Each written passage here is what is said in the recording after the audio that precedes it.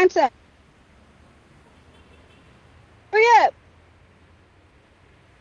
Take me in.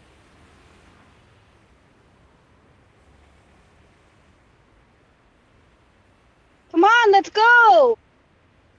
Take me to jail.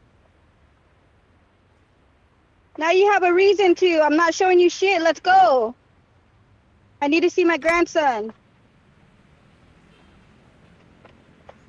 You're gonna hate it. You're gonna hate it when my husband finds out. You must not know who my husband is. And let me find out this bitch talking to him too. Oh, like he does with everybody else's man. Come on.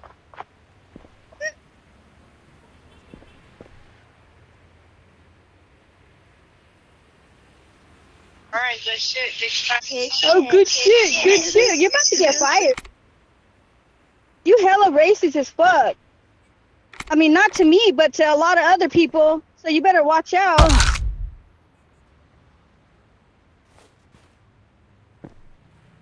Go ahead. Go right on ahead.